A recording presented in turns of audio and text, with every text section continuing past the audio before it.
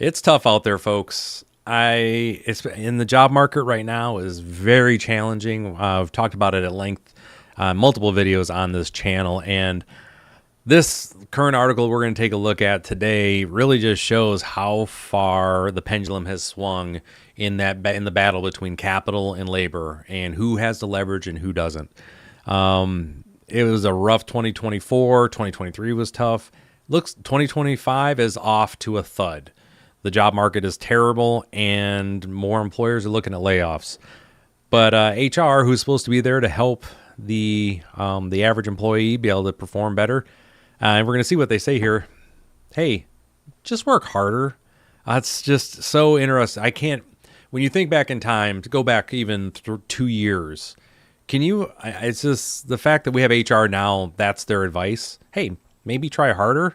Versus everything else that HR was giving as far as advice up to management on how to help people, as far as get people to perform better, and then where we're at now with the advice to employees, just try harder. So it's crazy. All right, with that, for those who don't know, I'm a business coach that works out of West Michigan and around the country, and I hope to earn your subscription today. I come live here pretty consistently every week and just share some of the articles I share with my clients, and this is an example that we have here. So again, link is going to be in the description.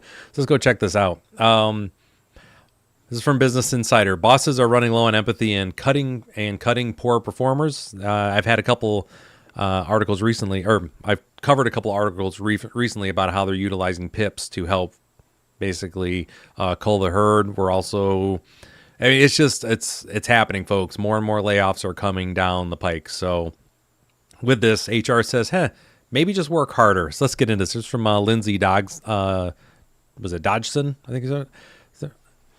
Excuse me. Yeah, still battling that cold here, folks. This poor guy.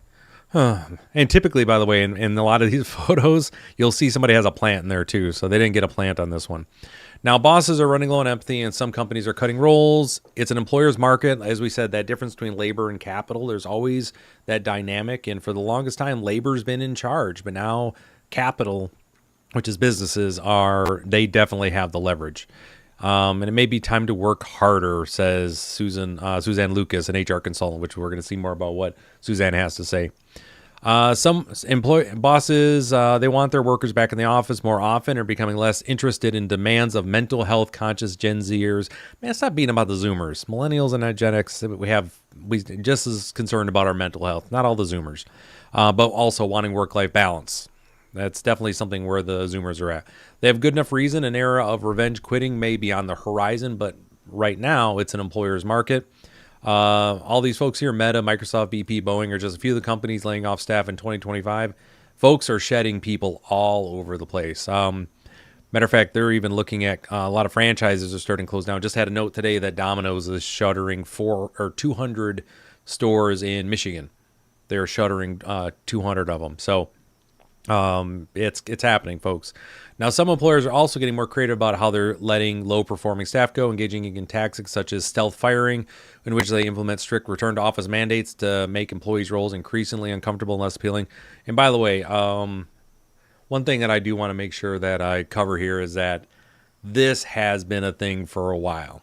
The return-to-office mandates that happened a couple of years ago were 95% simply just to cull the herd. That's what's happening, to be able to let folks go. To decide who really wanted to work at this company and who just wanted a paycheck. Those discussions happened, and that's the way it played out, and they've continued to use them that way as well. But bosses, they absolutely do they want their people back, though, in the office. And I did another video on this particularly, where it was the reason that they want them back. Both parties are right, in my opinion. The people want to work from home, and also the bosses, they want them back. And I think it's just a difference of opinion on what you're focusing on. All right, now others are cracking down on little sins, terminating workers for small indiscretions. Meta fired some workers who used food vouchers improperly, while some EY staff met the same fate for watching multiple training videos simultaneously.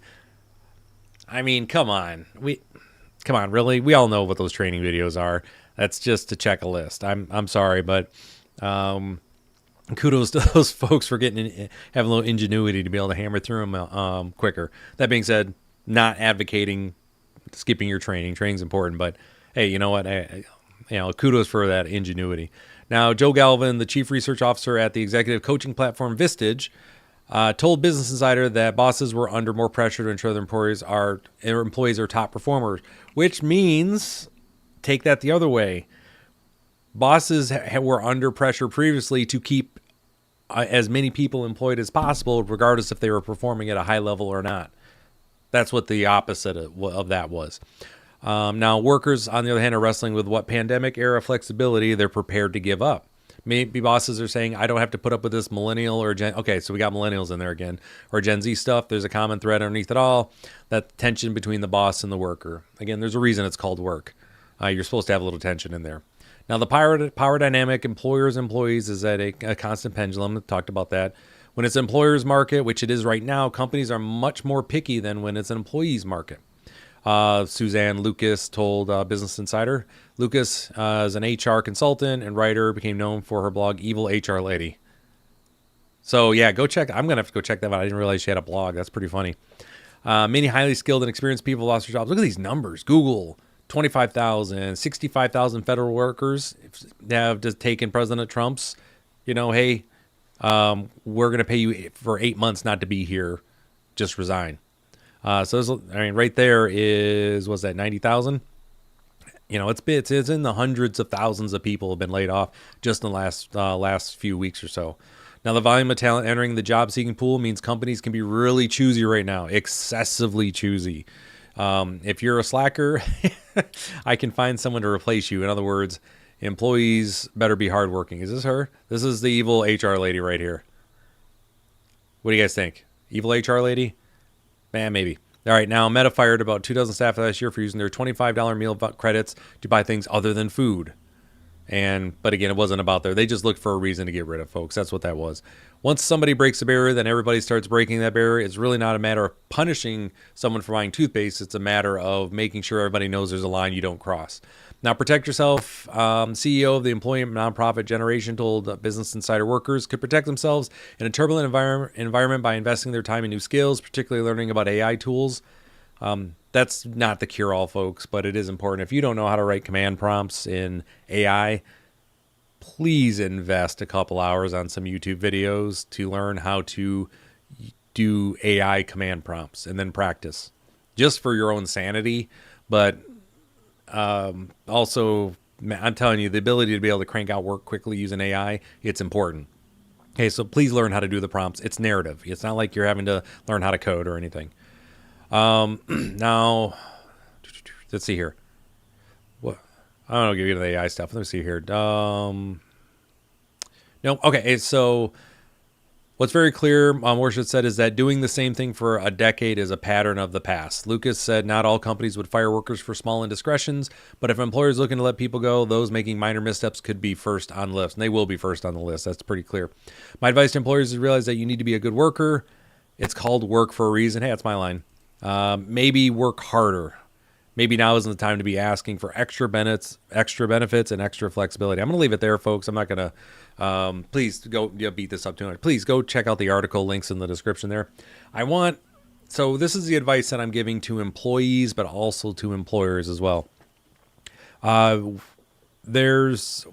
there are, in office environment, there's plenty of workers out there to choose from. It is.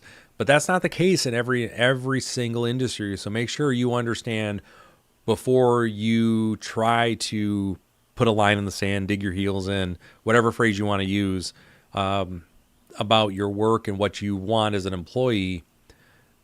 Just make sure you know your industry. And with that, within your industry, where do you really stack up as far as your performance and your ability to market yourself? Okay.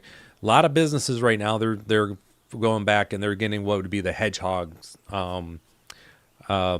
principle, which is they're looking at whatever their core functions are, and they are protecting those right now. And that's really where they're spending all of their time, energy, capital, resources. They're not looking at the ancillary things anymore. They're trimming the fat. And for those of us who are in this environment right now, especially the employees, and this is the first time that businesses have had to do this in quite some time.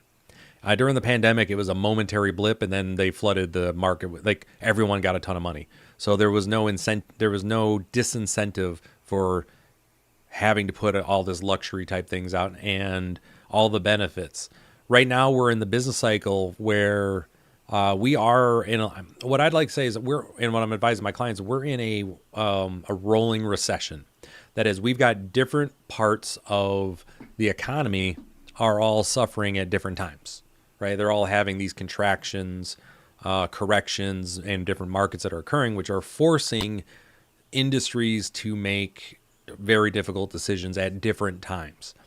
So we had the tech issue was going on in those spaces where they were having to make all of these decisions as far as like, okay, we can't afford these middle managers. We need to stop spending here. All these programs went away, which meant then also these frontline employees also were let go. And they've really consolidated down on what they do and to ensure they can generate capital that way going forward. Then it's moved into the hospitality space, and then in the quick serve and in the restaurant space. It's happening in different sections. But what is occurring is that when they're coming out of this, they're not hiring back all of those people, and they're not going to be. They're not going to be hiring all those folks back. So you end up with this snowball effect where all of these people who consistently cannot find work are eventually going to have to make a very difficult decision. And as they've tried to find work in the office in different areas, they're going to have a decision about, am I willing to do stuff in the trades?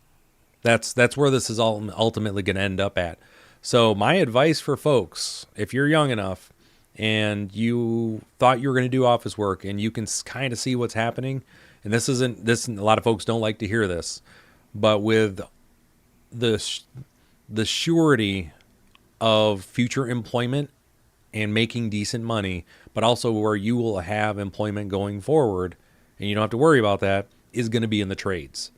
I'm not saying that there isn't a place for office workers, that there isn't a place for that industry. But if you're looking to shore up your finances over the long term, even the medium term, trades are going to be where it's at. And if you're young enough, go pick up a hammer, go learn the trades, be willing to learn. I can tell you that is where you're going to get that's where you are going to find the best work. Now with that, if you want to stay in the office environment, you need to treat it, I mean, hate to say it, not Hunger Games-ish, because we're not trying to kill everybody off here, but you need to be 100% focused on being the absolute best and delivering exactly what you're supposed to do from your work. You should be anticipating, you should be out front as much as possible. You have to show the effort. You have to put in the effort right now to demonstrate your value, because for every one of you, there's 1,000 people who could replace you. It's just the way it is right now with all of these layoffs. So the onus is on each individual to show basically your value and the return on investment that the company is going to get by keeping you employed. That's just what it is, folks. You can be upset about it and you can be upset and throw your hands up and have a fit. It doesn't matter. Reality is undefeated. When it comes to employees right now, there's a lot of you out there that can replace any one of us. Okay? So that's just reality. So while, yes, I hate the phrase work harder, what I would say is make sure that you are focusing on delivering exactly what it is you're supposed to deliver, so that your boss will look at you as a valuable asset to the company. Okay?